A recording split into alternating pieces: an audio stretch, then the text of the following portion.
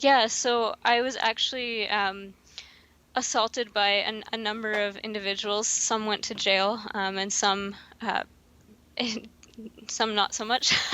But so my first sexual experience was actually when I was only 3 years old, which is fairly young, but also unfortunately not that uncommon.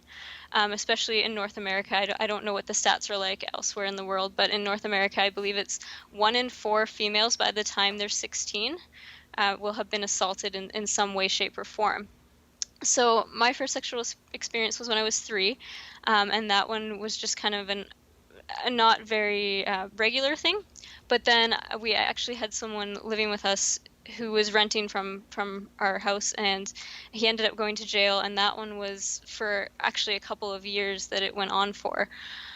So being that young and not really understanding the idea of what love is to begin with, and like in terms of platonic love even, and romance and sexual love, and it just gets all meshed together, and it's really confusing, especially at that young of an age. So I ended up actually having sexual addiction for a while, because it was the norm to me. Like that's how you relate with males.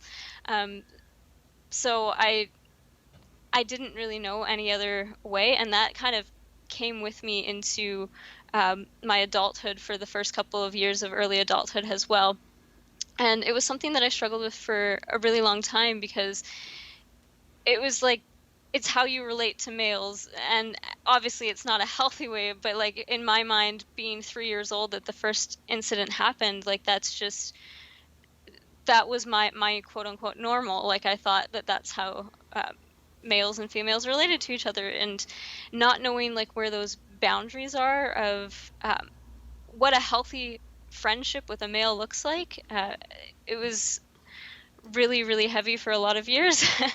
And I think it's still something that there are small pieces that I'm still working through with that, but having to come through that really shaped me as an individual. And I think a lot of positives came out of it, having to work through all that, but just the amount of confusion and shame, and then in my case, the second individual, like most of my memories are me actually initiating things, which of course I was underage, it was illegal, he shouldn't have been doing it or engaging in it. But like from my end, um, and I didn't understand at that point that relationships had that risk, like you could get cheated on or those things as well. So I was too young to be in a relationship, but from my perspective, it was more quote unquote consensual than the previous assault.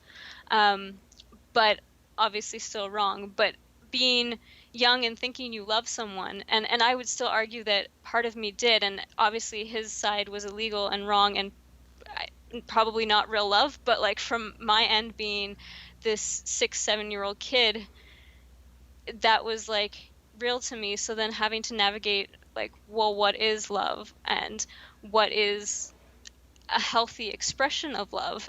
Because obviously that's a really unhealthy form of love at that age. So yeah, there's just like this sense of shame, this sense of guilt. And even still now, like if I start to have feelings for someone, like I still feel it feels wrong, and I have this sense of guilt about it because of how people responded to what was happening afterwards, and being told like, well, that was wrong. And obviously, again, it was wrong. I was underage. He should not have been doing it. Um, Especially with all this like child human trafficking stuff that's in the media right now. Like I want to stress that I am not, like, that is not okay. It's never okay. But from my end, the child, to feel like you love someone and then being told that that is wrong, and not having people tease apart what elements of it were wrong and what elements of it were okay, like to tease through those emotions is just uh, really difficult. And there's a large sense of shame. You feel like you did something wrong, even though as a child, obviously I was not the one in the wrong. I didn't really know. um, so living with that shame and that confusion, and just having to tease all that apart because it's all been kind of meshed together, um, was a struggle for many years. I mean, I don't feel like I started get any grasp of right or wrong until a few years ago, when I wasn't At 18, I don't think I had any grasp of right or wrong. Even at 18, I think even Hmm. 18's too young to make any choices or realizations about what love is. I mean, that's elusive for Yeah. anyone. And when you're getting that attention and affection from someone when you're super young, obviously that's incredibly desirable, isn't it? I mean, some people Hmm. like you just crave attention, and when you're, I Yeah. think, below the age of 5, you don't even have the brain architecture to understand the difference between anything. It's just kind of like all you need is affection, but below the age of 5. So if you are getting receiving it in a certain way, that's gonna totally be normal, isn't it? And Yeah. I mean, I know we spoke last time, and I actually googled it at the time, and it just blew me out completely because I think we found out that that 1 in 3 women is sexually assaulted and 1 in 4 men. Now, Mm. that's more than 25% of people, which Yeah. leads me back to this element of shame, and it seems like the shame isn't related to what happened. It's actually related to judgment from other people, Hmm. Yeah, which exactly. is And it's yeah. there's so there's this thing called secondary wounding, which I've learned a lot about because I've been in and out of counseling for this basically my whole life, like since I was a child, at different seasons. And secondary wounding is when the initial event will create some effect on you, whether it's good or bad, or how you respond to the initial assault. And everyone responds differently. Some women, the actual assault is what wounds them, but for me, it was definitely the secondary wounding. So what that is how people in your environment respond to the event and what they tell you about the event or like their interpretations of the event. So like for me, I had to go because it was a court case as well. I actually had to go get interrogated by the police the first time, and I actually lied my ass off the first time and completely was like, "Oh yeah, nothing's happening." And for a lot of kids in that scenario, they lie because they think they're going to get in trouble. For me, I distinctly remember lying because I didn't want it to stop because I was getting that attention and the affection that I wasn't finding in some of the other adult relationships in my life at the time.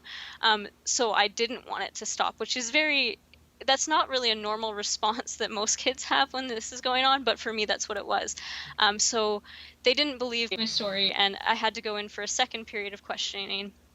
And I remember feeling like I was going to get in trouble if I lied about it from the police. So I was actually more afraid of the police than my abuser, which is a unique situation in and of itself. Is So it? I actually, Is it definitely? I mean, I mean, you've done probably way more research into this than any than any. Okay, we're using normal here as like, I guess like common, but like, does anyone who's not experienced that know or ever? Because I haven't done any research into it. But I presume that you have researched what a normal response is to that. I mean, is it a normal response? Because I didn't know. Like, I thought maybe 1 in 100 people had to suffer from this, but 25%, more than 25%. I'm just just like, and yeah, I'll just start by saying thank you for talking about this because this most people won't. I yeah. through doing break. And it's something that needs to be brought to the light though. And if our society keeps not talking about it, then nothing's ever going to change, or no one's going to be able to break that cycle, right? Because it keeps getting swept under the rug. So it needs to be talked about, even though it is difficult and hard for people to hear and to um, like discuss as well on my end. It's not like the easiest thing to talk about, but I do feel like it's worth I guess the risks of talking about it. Yeah, and it's interesting to hear that perspective. But a child can never be in any way held responsible for that at that age with knowing absolutely nothing better. I mean, that's just an absolute no-brainer. But like I say, it's really interesting, and it makes complete sense. It makes sense because you don't know right and wrong. Yeah. You don't know, and an adult should know better. But I mean, let's talk about the effects that had on you as you got older. Yeah, so I ended up like especially like in my situation growing up, I wasn't getting a lot of adult attention in other places. So it was I found like I ended up really addicted to like masturbation and sexual activity on my own because it was like a comforting tool. It was a way of numbing what was going on, and the fact that that individual was no longer in my life. I wasn't getting attention from other people. Um, so it was like a sense of comfort, a numbing tool, and it just became this overwhelming, like I would skip school to stay home and masturbate, and I would fake sick because obviously I'm too young at that age to just skip, but like I would fake sick to do this, and that went well into my teen years, and just like it's really, I feel like it's easy for women to hide that kind of addiction. um, so for me, nobody really knew about it going, like nobody knew that it was going on, but it was like all consuming in my thoughts, in my life, and in like it was very all consuming. And I remember actually in grade 12 doing, so yeah, that started when I was like 7 or 8, so very young. And then I would say it was kind of like not so much, it was a tool for comfort at that point, and didn't become an addiction until I was probably 10, 11, 12, around that age. And that's when it became like a full-fledged, like I didn't have control over it. I needed to be doing it, or like yeah, I didn't have full control over it at that point. But then I worked on kind of overcoming that in my teen years, so during high school for a bit. And I would say that I had kind of gotten it quote unquote under control, because how much control do you really ever have over an addiction? But like it was more part of life than all of life. And I remember in grade 12 doing a presentation on pornography addiction, and people like laughing at me because the kids are like, oh, that doesn't happen, and I'm like no, like this is a real thing, and it like impacts your relationships, especially because initially I wanted to be a marriage counselor. So in grade 11 and 12 I started reading a lot of like marriage books, and like how that's when it really hit home as to like how much this was going to impact me in my future relationships, and my ability to have normal healthy relationships going forward. So I started to kind of work through it, and for a few years I would say I had it like, it kind of subsided. Like it was put on the back burner, and I was able to go long periods of time without engaging in that stuff. And then I got assaulted again first year university by someone that I knew very well, and that kind of just like triggered everything again. And I ended up in a really unhealthy sexual relationship that I I think, I mean, I don't want to say there was like, I apologize to that individual if he ever sees this, as it was completely on me, and it wasn't fair to him at all by any means. And I think there was a level of genuine care for him at first, but it just turned into sexual addiction, and getting that hit and release of dopamine and all like the brain stuff. um, so that kind of came back, and then eventually I just hit rock bottom with that. And there was a lot of, in and out of this whole experience, there was a lot of depression. At one point in my teenhood, I was suicidal and whatnot. Um, but at this point, I just hit rock bottom. I just needed a reason to live that wasn't to engage in sexual activity. So I ended up breaking up with him, and slowly kind of breaking myself out of those habits and that addiction again. And yeah, it was something that took a while to get out of.